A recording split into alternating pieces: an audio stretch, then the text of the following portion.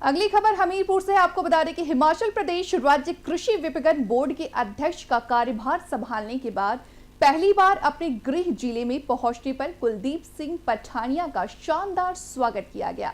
वीरवार को जिला हमीरपुर के प्रवेश द्वार उखली में राज्य नशा निवारण बोर्ड के संयोजक एवं सलाहकार नरेश ठाकुर, जिला कांग्रेस अध्यक्ष सुमन भारती, विभिन्न वार्डों निगमों के निदेशक मंडल के सदस्यों तथा सभी लोग मौजूद रहे।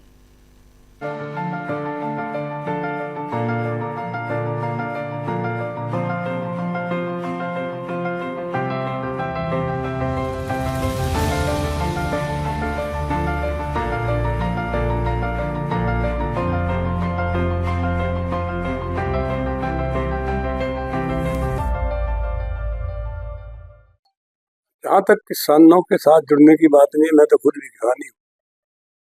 मैं इस पीड़ा को भी समझता हूँ और मैं खुद भी खेती करता हूँ।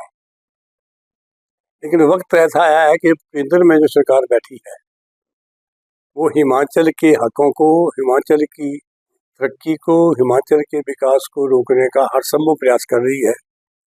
चाहे ग्रांट नहीं, आपदा की ग्रांट नहीं देना, घोषणा करके चले जाना, चाहे ये अभी जो आरजेडी का किया, उनको सबसे ज़्यादा हिमाचल की प्रगति के ऊपर उनको जो है वो पता नहीं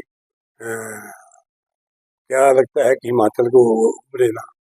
क्या जरूरत थी आज के दौर में कि जब आपने हमें आपदा की ग्रांट दी और जो एक आरजेडी जो चलती थी उसको भी रोकने का कोई औचित्य नहीं है। ये तो मात्र सिर्फ हिमाचल में कांग्रेस सरकार को जो उन्होंने पेंशन दी है, उस पेंशन के बदले में हिमाचल सरकार को हजारों करोड़ का जो है वो केंद्र सरकार जो है वो रोक रही है और सिद्ध करना चाहती है कि हिमाचल की कांग्रेस सरकार जो है कामयाब नहीं है। लेकिन फिर भी जिस तरह माननीय मुख्यमंत्री जी प्रदेश के विकास में, प्रदेश के विजन में आगे बढ़ रहे हैं और उसके पैसे के लिए कोई अपना प्रयास जारी रखा है, उसमें हिमाचल के लोग समझते हैं, जानते हैं और वो इस चीज़ को समझ रहे हैं कि हमें जो अड़चन आती है वो प्रदेश की सरकार से नहीं है, हमें केंद्र की सरकार से है।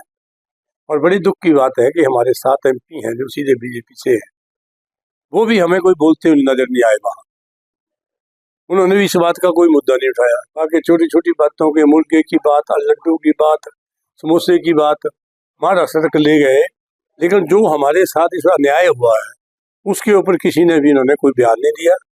उल्टा ये बोल रहे हैं कि जी हमें बड़ा भारी पैसा आया, बड़ा बड़ा बजट हुआ, बड़ा पहले से ज़्यादा पैसा आया। तो पहले से ज़्यादा पैसा तो आना ही था। जब 2014 में 70 में आए तो 58 रुपये हमारा डॉलर था, अब 92 है।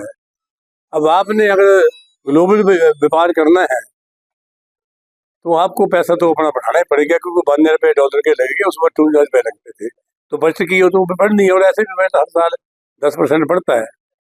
जब ज़्यादा बढ़ा तो इनकी जो कमजोरी है डॉलर के आगे, उस डॉलर की वजह से इनका जो बजट के पैसे बढ़े।